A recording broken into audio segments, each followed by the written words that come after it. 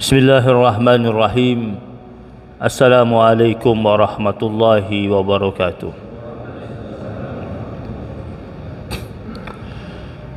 Alhamdulillah, alhamdulillahi rabbil alamin. Wa bihi nasta'inu ala umuri dunya waddin. Wassalatu wassalamu ala ashrafil anbiya'i wal mursalin, habibina wa syafi'ina wa maulana Muhammadin wa ala alihi wa ashabihi ajma'in.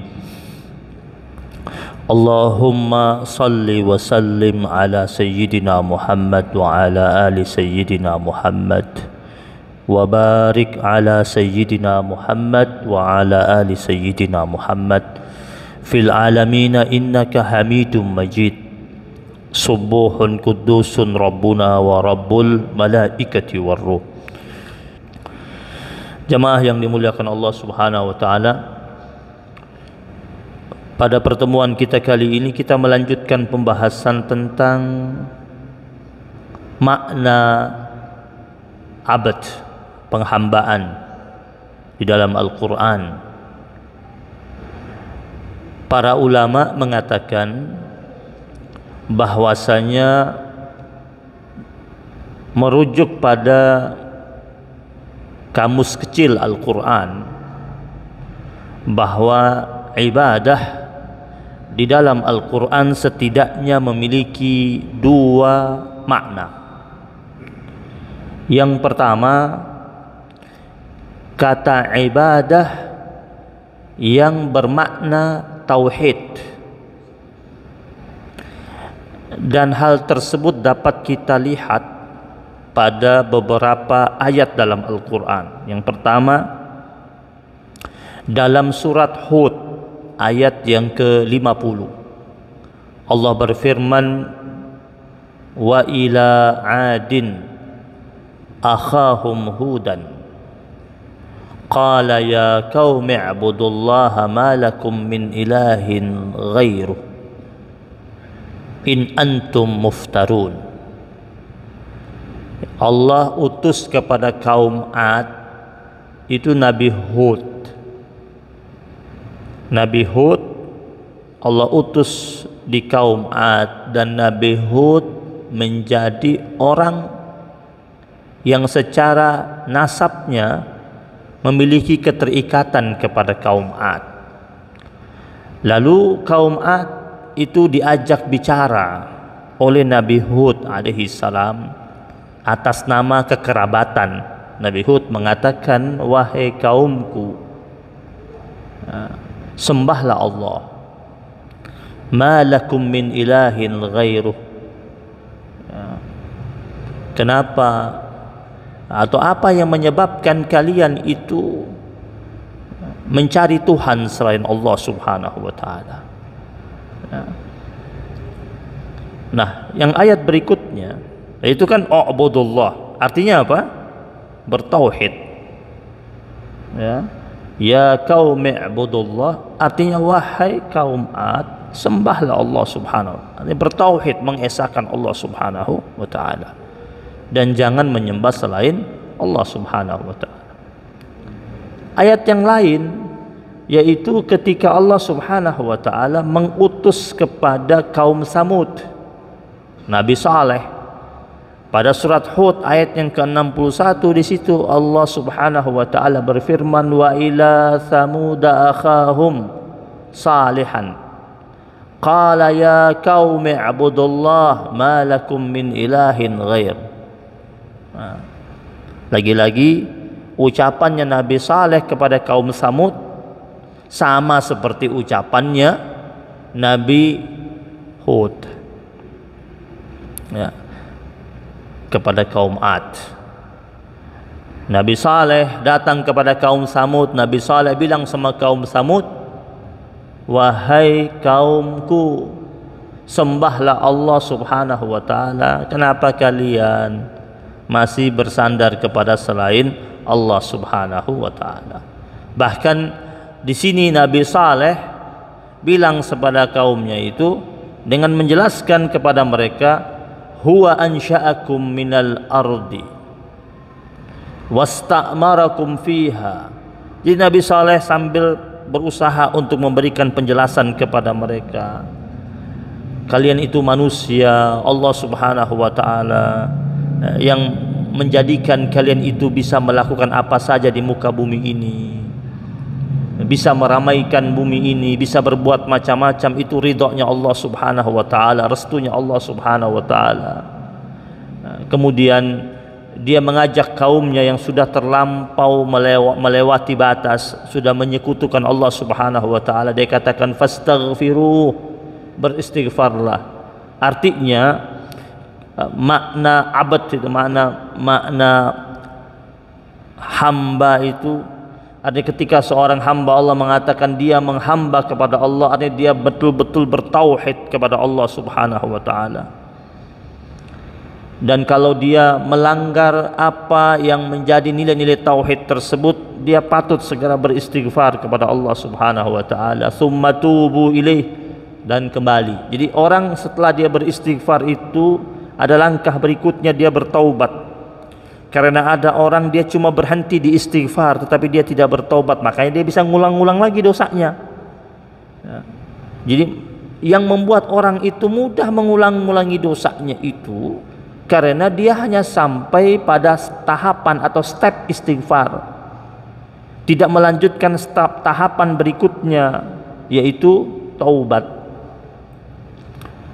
Kalau jika orang itu beristighfar, harusnya dia melangkah pada anak tangga berikutnya, yaitu bertaubat kepada Allah Subhanahu wa taala. Maka dia pasti dapat dipastikan akan sulit lagi dia untuk kembali melakukan kesalahan yang sama. Jadi kesalahan yang sama itu terulang-ulang yang dilakukan oleh seorang hamba Allah. Bisa jadi dia beristighfar tetapi dia berhenti di istighfar, dia tidak melanjutkan ke arena taubat. Taubat itu artinya kembali dan betul-betul kembali kepada Allah. Dan ketika dia kembali kepada Allah, berarti dia terikat dengan aturan-aturan Allah Subhanahu wa taala, undang-undangnya Allah Subhanahu wa taala, sehingga ketika dia akan melanggarnya dia berpikir kembali, ini saya sudah berada di arena ilahiyah dan gak boleh keluar lagi. Tetapi kalau dia baru beristighfar, bisa aja dia ulangi lagi. Maka Nabi Saleh bilang fastaghfiruhu tsumma tubu ilaihi, beristighfarlah kalian kepada dia Allah dan kembalilah kalian kepada Allah Subhanahu wa taala. Kembali kepada Allah, betul-betul menyembah Allah Subhanahu wa taala, betul-betul mengesahkan Allah Subhanahu wa taala. Inna rabbi qaribum mujib.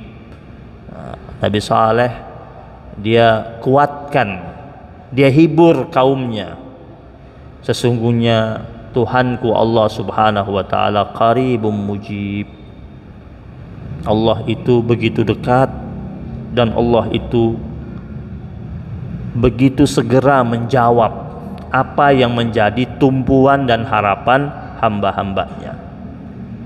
Pada ayat yang lain dapat kita lihat dalam surat Nuh ayat yang ketiga, ya, di mana di situ, ya, ajakan Nabi Nuh alaihi salam an i'budullaha wattaquh wa ati'un, ya, sembahlah olehmu Allah Subhanahu wa taala dan bertakwalah kalian kepada Dia Allah, wa ati'un, dan patuhlah kalian kepada Allah Subhanahu wa taala. Nah, jadi itu perintah Allah Subhanahu wa taala yang termaktub dalam surat Nuh, ya, ani'budullah, sembahlah Allah, wattaquh, dan bertakwalah kepadanya, wa ati'uni, dan patuhlah kalian kepada aku Allah Subhanahu wa taala. Nah, ketiga ayat di atas ini ulama mengatakan, tiga ayat di atas ini menunjukkan bahwasanya ada perintah berupa seruan untuk beribadah kepada Allah Subhanahu wa taala. Dalam bentuk apa? Mengesahkan Allah Subhanahu wa taala. Jadi sebelum kita berbicara praktek-praktek ibadah yang lain yang merupakan kewajiban kita sebagai hamba Allah Subhanahu wa taala, yang merupakan perintah langsung dari Allah Subhanahu wa taala kepada hamba-hambanya, maka sebagai seorang hamba Allah yang beriman, maka yang patut dia perhatikan yang pertama kali adalah tentang perintah Allah berupa seruan mengesahkan Allah Subhanahu wa taala. Amaliyah ibadah yang kita lakukan, kalau kita tidak mulai dengan ibadah yang paling utama, yaitu mengesahkan Allah Subhanahu wa taala, itu rontok semua yang lainnya, sia-sia. Ya.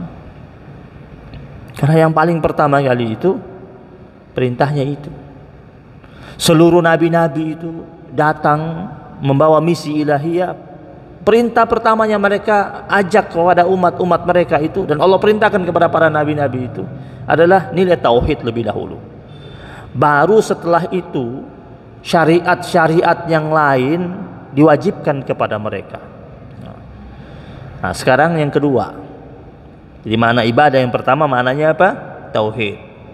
Sekarang yang kedua, kata ibadah bermakna ketaatan. Tadi yang pertama maknanya tauhid, yang kedua maknanya ketaatan.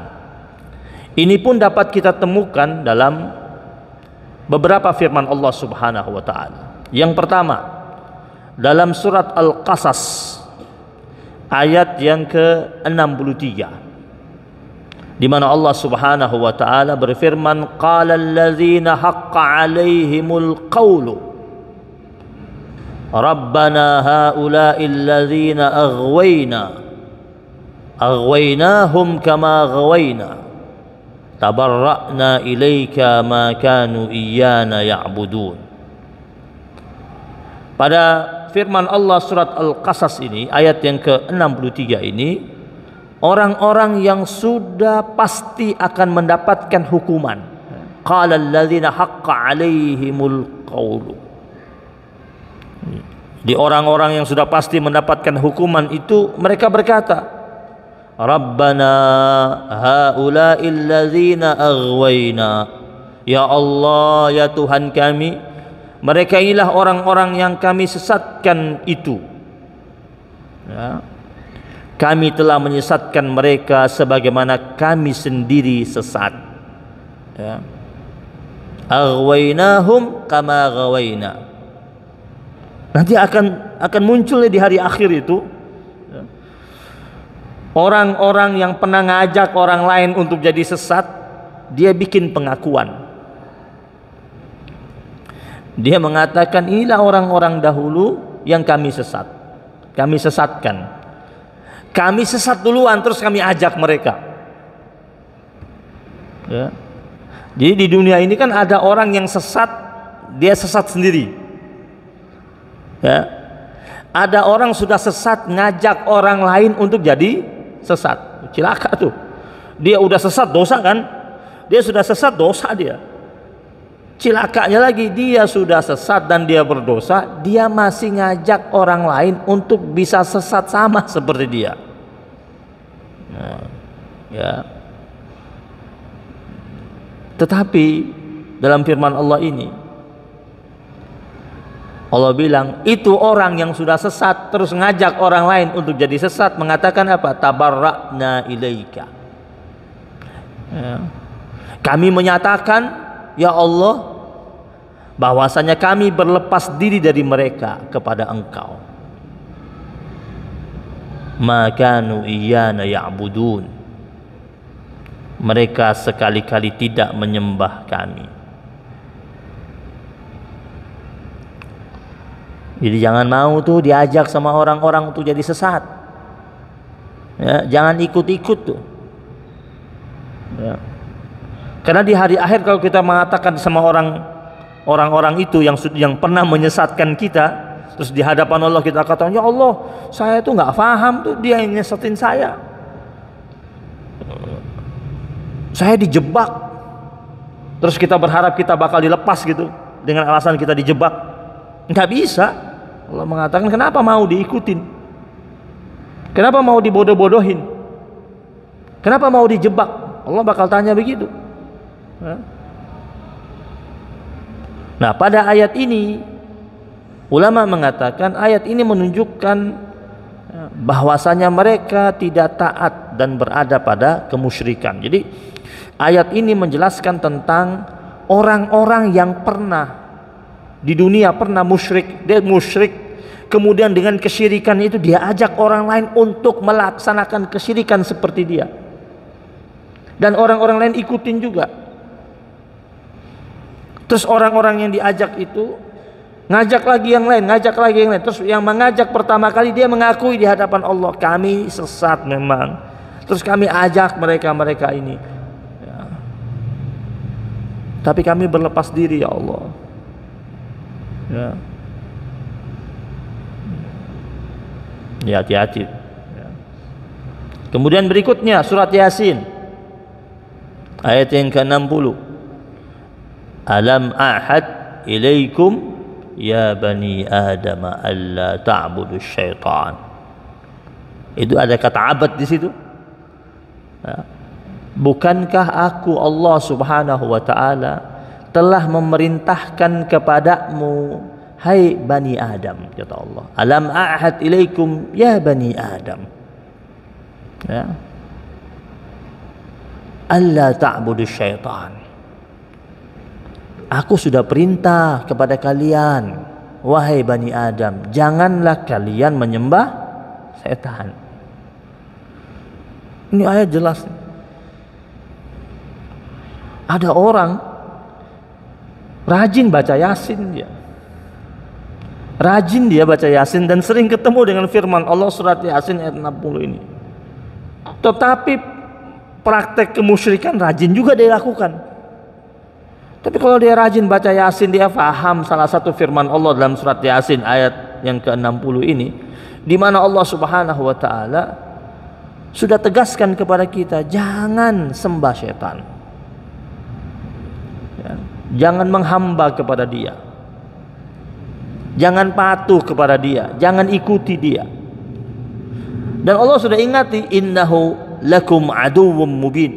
Itu setan itu musuh yang nyata buat kalian.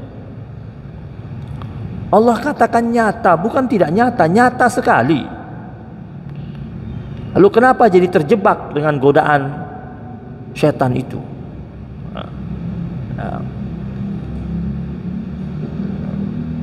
Berikutnya, jamaah yang dirahmati Allah SWT, berarti la ilaha illallah itu yang kita ucapkan setiap hari, setiap saat, kalimat tauhid yang berbobot tinggi, yang di dalam timbangan itu begitu sangat berat,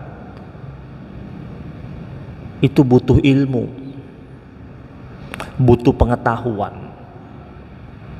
La ilaha illallah yang kita ucapkan jika tidak ada ilmu, maka mudah kita berada dalam godaan syaitan, rayuan syaitan.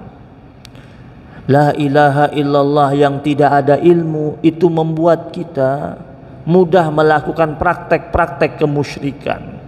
La ilaha illallah yang tanpa ilmu, susah kita mau mengikat diri kita begitu kuat dengan Allah Subhanahu wa taala. La ilaha illallah yang tanpa ilmu membuat kita tidak menjadi hamba Allah yang serius dan sungguh-sungguh mencintai Allah Subhanahu wa taala. Dan ucapan la ilaha illallah itu artinya kita sedang membangun benteng yang begitu kuat untuk nilai tauhid kita. Ucapan la ilaha illallah yang kita ucapkan sering itu, kita sedang mengekspresikan cinta kita yang begitu besar kepada Allah, harapan kita yang begitu banyak kepada Allah, keinginan kita yang begitu kuat kepada Allah Subhanahu wa taala.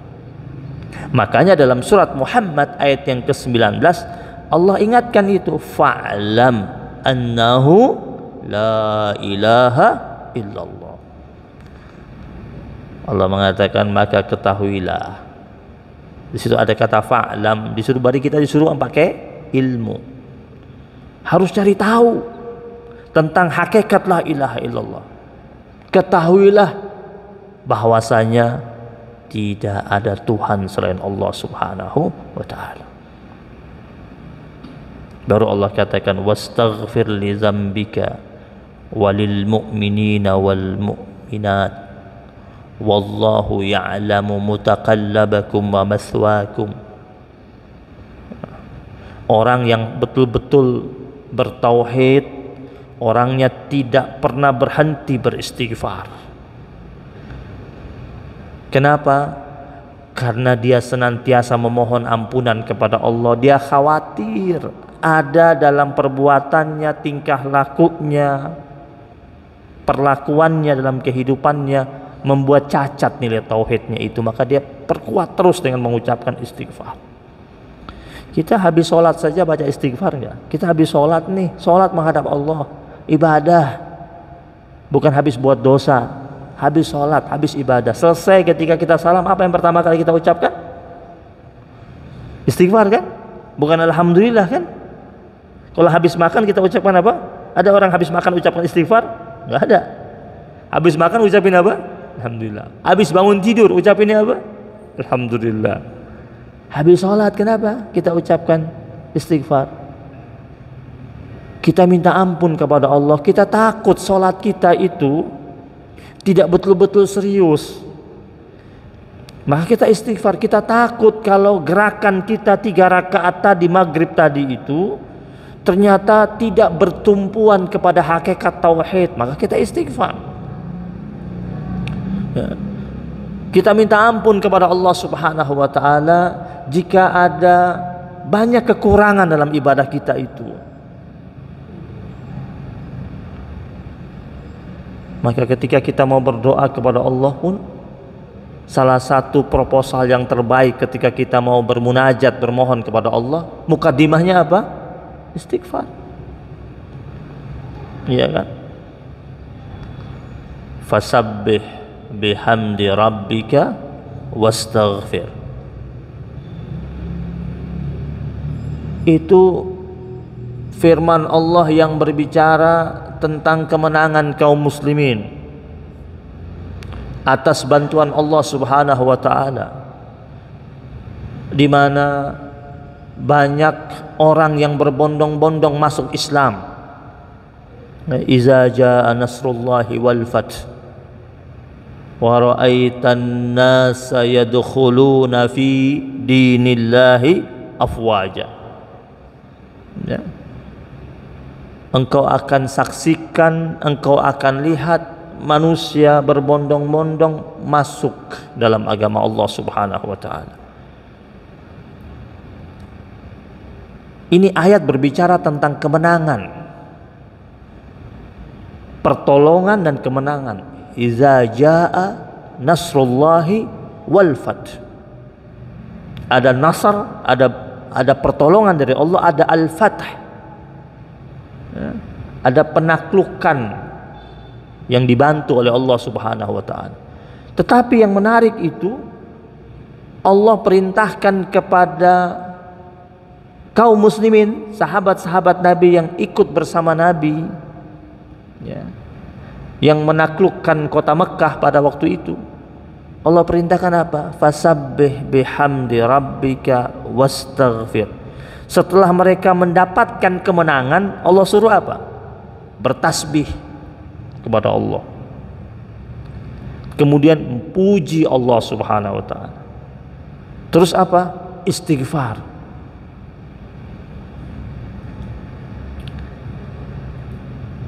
Ada istighfar di situ. Kenapa disuruh bertasbih? Karena kesucian yang hakiki hanya milik Allah. Kenapa disuruh untuk memuji? Karena pujian yang paling tinggi hanya diperuntukkan buat Allah. Kenapa pada waktu itu disuruh untuk begitu? Agar kaum muslimin tidak euforia dengan kemenangan. Biasanya orang kalau menang itu dia sampai lupa diri. Ya, kita lihat banyak pesta kemenangan yang isi di dalamnya maksiat kan? Banyak pesta-pesta kemenangan yang diisi dengan acara-acara yang tidak sesuai tuntunan syariat Islam. Maka Allah pesankan di situ. Lalu kenapa ada kata istighfar di situ? Wastaghfir. Agar kaum muslimin dia jaga dirinya. untuk tidak melakukan hal-hal yang Allah murka. Dia harus istighfar biar dia tidak takabur, karena biasanya orang kalau menang sombong nggak? Sombong. Jalannya beda. Orang kalau menang jalannya beda, ucapannya beda, gaya ngomongnya beda, songongnya muncul loh biasanya.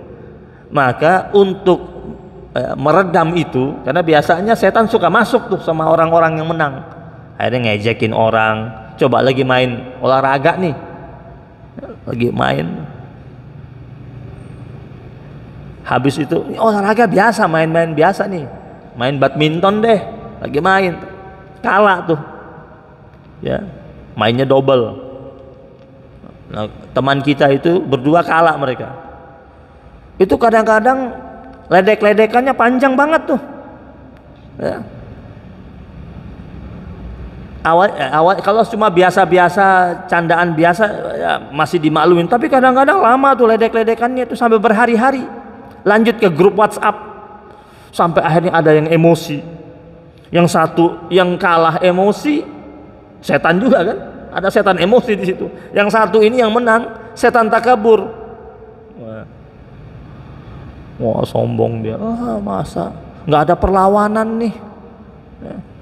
Kadang-kadang dia tengok tuh dia tarik itu net itu, nggak ada orang ya. Oh, sana kesel ya.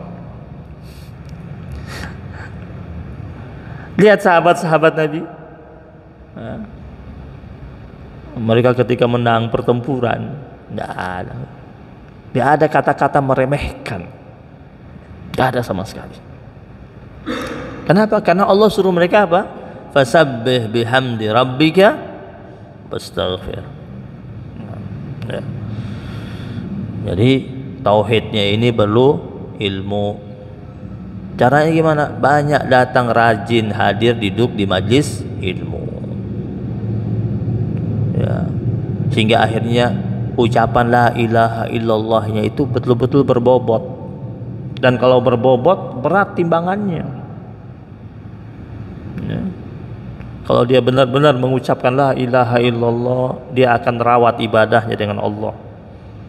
Dia jaga kejujurannya, dia jaga ketaatannya, dia jaga hubungannya dia dengan Allah, dia jaga hubungan dia dengan hamba-hamba Allah subhanahu wa ta'ala dengan la ilaha illallah. Orang yang betul-betul mendalami makna la ilaha illallah, dia akan menjadi pribadi yang berani, tidak takut kepada apapun, dia hanya takut kepada Allah subhanahu wa ta'ala. Tidak gentar diancam dengan ancaman seperti apapun, dia hanya gentar terhadap kekuatannya Allah subhanahu wa ta'ala. Pribadinya akan dimasukkan oleh unsur keberanian yang tak terkira oleh Allah subhanahu wa ta'ala. Lalu berikutnya apa? La ilaha illallah itu harus diisi dengan yakin. Dalam Al-Quran Allah subhanahu wa ta'ala ingatkan kita dalam surat Al-Hujurat ayat yang ke-15, Allah berfirman, innamal mu'minuna alladzina amanu billahi wa rasulihi. Orang-orang mukmin yang hakiki itu, orang-orang mukmin yang sungguh-sungguh benar-benar iman itu adalah yang memiliki keyakinan kepada Allah dan Rasulnya. Kita mengatakan kita beriman, buktikan iman itu dengan cara apa? Yakin. Sama siapa? Allah dan Rasulnya. Summa lam yartabu. Lalu dia tidak ragu. Yakinnya itu betul-betul yakin. Yakinnya itu totalitas. Yakinnya itu tidak ada unsur keraguan sedikit pun di dalamnya. Ya, dalam Al-Quran itu kenapa Allah katakan di situ tentang Nabi Muhammad, wallazi jaa bis-sidqi wa saddaqa bihi, dan dia Rasul yang datang dengan membawa nilai kebenaran. Jaa bisidqi wa saddaqa bihi. Dan orang yang percaya terhadap nilai kebenaran yang dibawa oleh Nabi Muhammad sallallahu alaihi wasallam adalah orang-orang yang bertakwa. Faulaika humul muttaqun. Mereka itu adalah orang-orang yang bertakwa. Jadi takwa itu salah satu syaratnya adalah dia betul-betul percaya apa yang dibawa oleh Rasulullah sallallahu alaihi wasallam. Nah, percaya itu muncul dari mana? Yakin. Kita punya teman dekat banget sama kita, sampai-sampai segala macam bentuk hal pribadi dia tahu. Kenapa? Karena kita percaya sama dia. Kita percaya kenapa? Karena kita yakin dia tidak bakal khianat sama kita. Ini sama Allah ini kita bangun rasa percaya yang begitu tinggi, sama Rasul kita hadirkan rasa percaya yang begitu besar. Dengan apa? Dengan kendaraan yakin. Maka Allah bilang di sini, orang mukmin itu karakternya seperti ini. Amanu billahi wa rasulihi. Memiliki nilai keimanan yang begitu kuat terhadap Allah, yakin begitu kuat kepada Allah dan Rasulnya. Makanya Nabi itu di Mekah, dakwah Nabi itu membangun rasa percaya kepada kaumnya akan Allah dan Rasulnya. Itu 13 tahun itu yang Nabi gembleng itu. Sampai orang-orang yang mengikuti Nabi itu betul-betul yakin terhadap risalah yang Nabi bawa. Jadi generasi pertama yang beriman bersama Nabi itu adalah generasi yang memiliki tingkatan keyakinan yang begitu murni. Bayangkan tuh orang-orang yang awal, as-sabiqun al-awwalun.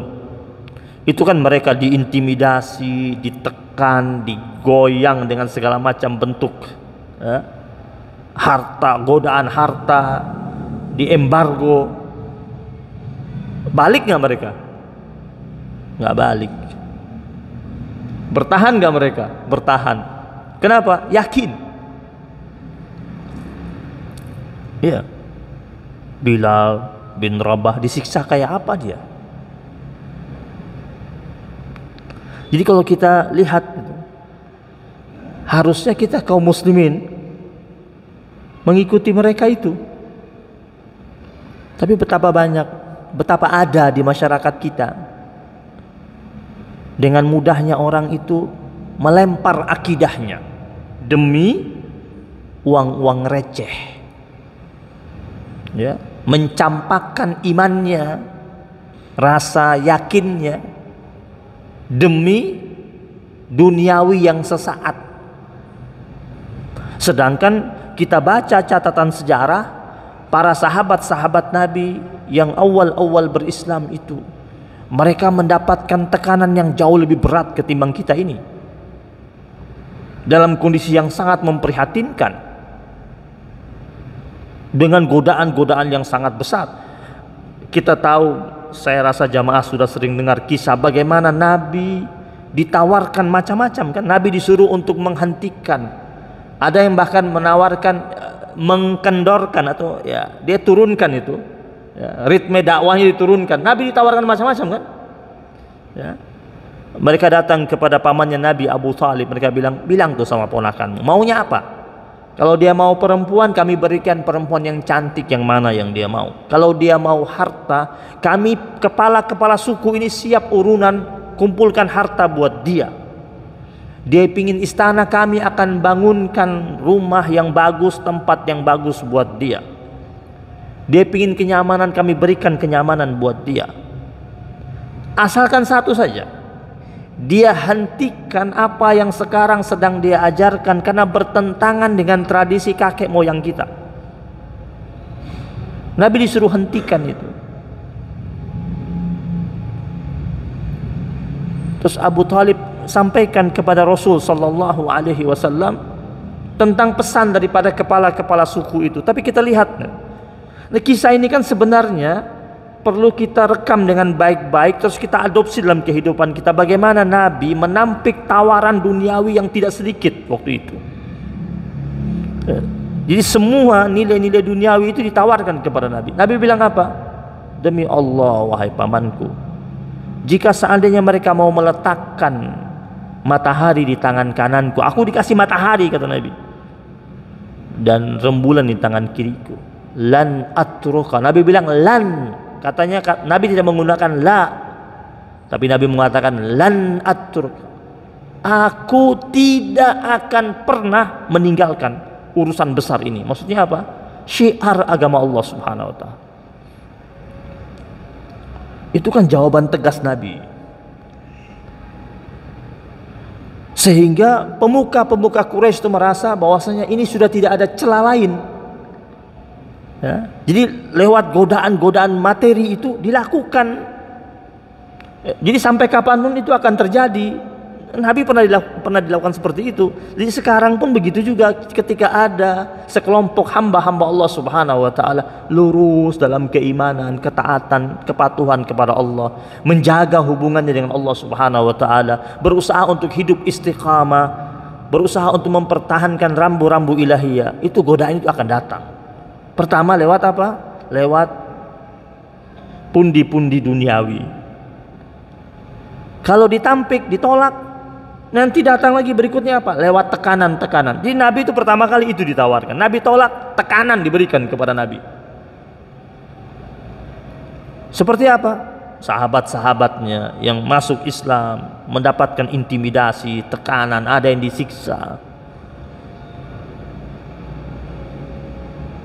Ternyata masih kuat.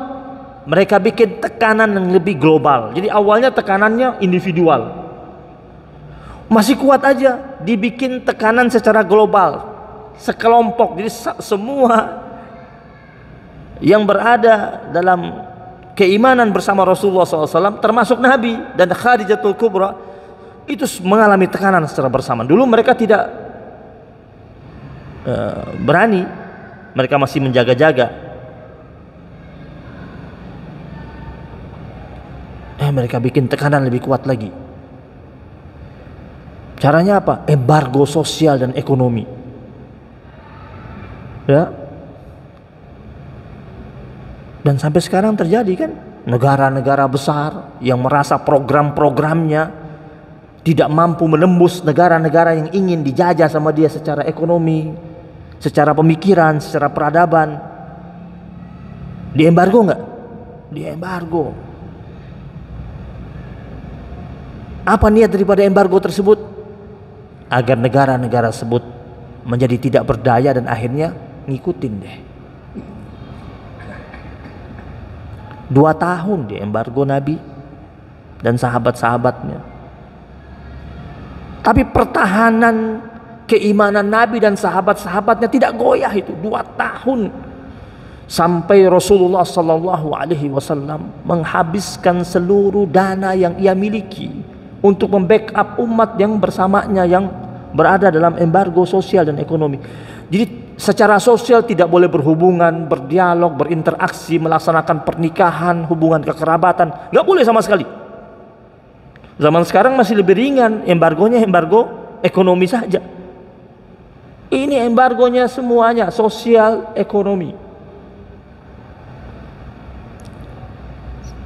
Secara sosial diembargo. Sekarang ada negara yang diembargo, tapi secara sosial masih bisa masuk bantuan itu. Ini dua-duanya. Coba baca sejarah ketika mereka diembargo selama 2 tahun. Ada yang murtad? Ada yang murtad? Gak ada. Ada yang kembali gitu, udah deh saya kembali deh. Terus habis dia kembali terus dia jelek-jelekin tuh. Dia kembali ke kelompoknya terus dia jelek-jelekin Nabi dan sahabat-sahabat Nabi yang tetap bertahan dalam keimanan. Coba cari, ada? Zaman sekarang ada nggak? Banyak kejadian. Nggak usah diembargo. Dapat duitnya mulai kurang, cuop-cuopnya udah beda.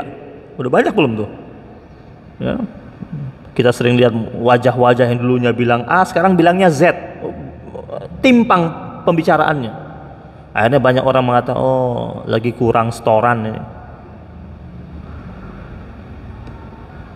Jemaah yang dirahmati Allah Subhanahu wa taala, yakin. Dia harus yakin. Summa lam yartabu, yakinnya tanpa ada ragu sedikit pun.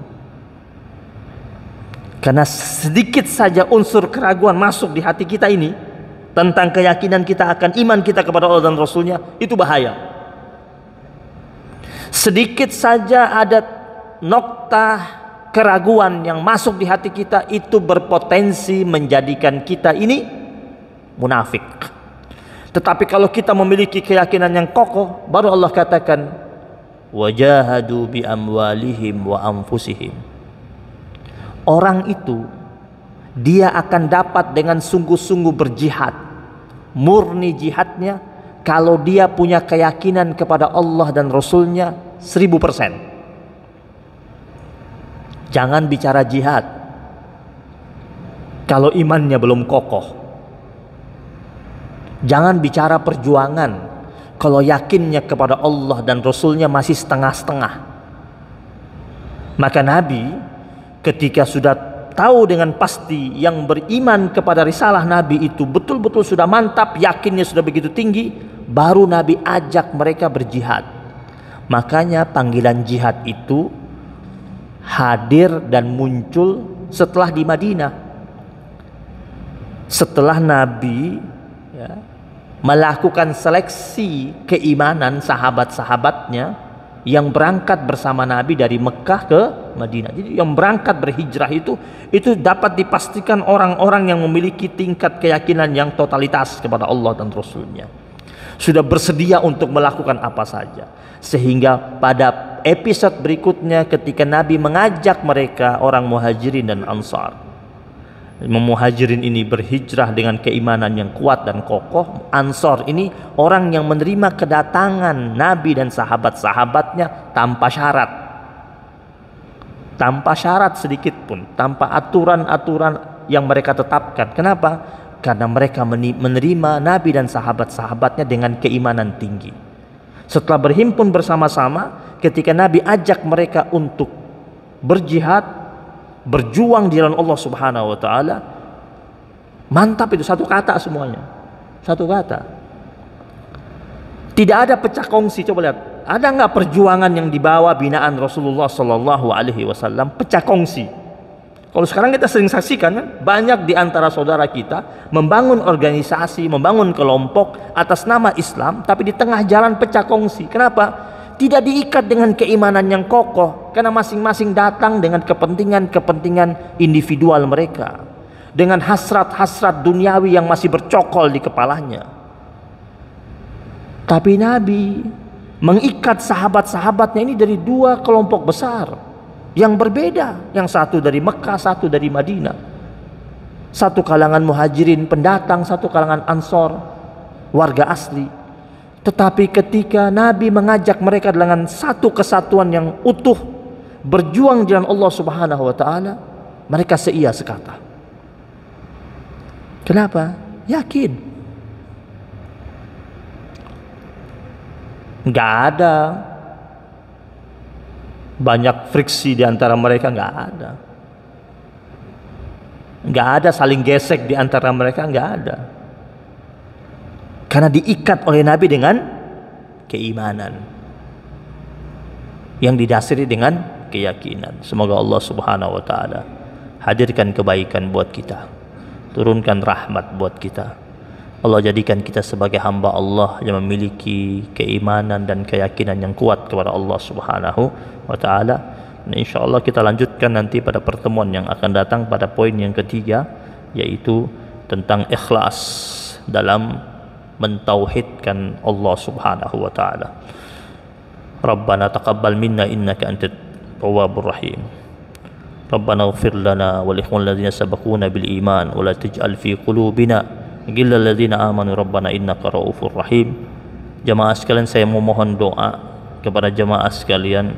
Ada salah satu daripada jamaah saya meninggal dunia, barusan dikabarkan di rumah sakit Pondok Indah. Saya memohon doa dari jamaah sekalian untuk membaca surat Al-Fatihah buat almarhumah tersebut. Yang meninggal dunia adalah Ibu Hajah Nur Laila binti Haji Suparma. Meninggal dunia hari ini tadi di rumah sakit Pondok Indah, dan mohon agar didoakan Allah ampuni dosa-dosanya, Allah angkat derajatnya, Allah jadikan kuburnya sebagai taman dari taman surganya Allah Subhanahu wa taala, ala hazihin niyyah wa ala kulli niyatin salihah, tawassulan li Rasulillah sallallahu alaihi wa alihi wa sahbihi wasallam. Al-Fatihah. Bismillahirrahmanirrahim. Alhamdulillahirabbil alamin, arrahmanirrahim, maliki yaumiddin. Iyyaka na'budu wa iyyaka nasta'in, ihdinas siratal mustaqim, siratal ladzina an'amta 'alaihim ghairil maghdubi 'alaihim waladdallin. Rabbana taqabbal minna innaka antas samiul 'alim wa tub 'alaina ya maulana innaka antat tawwabur rahim. Wa sallallahu ala nabiyyina Muhammadin nabiyil ummi wa ala alihi wa sahbihi wa baraka wa sallam. Alhamdulillahi rabbil alamin. Ya Allah biha, ya Allah biha, ya Allah bi husnil khatimah. Ya Allah biha, ya Allah biha, ya Allah bi husnil khatimah.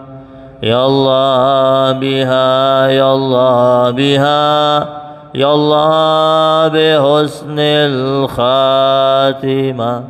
Ya Allah biha, ya Allah biha, ya Allah bi husnil khatimah. Wal afu minkum. Assalamualaikum warahmatullahi wabarakatuh.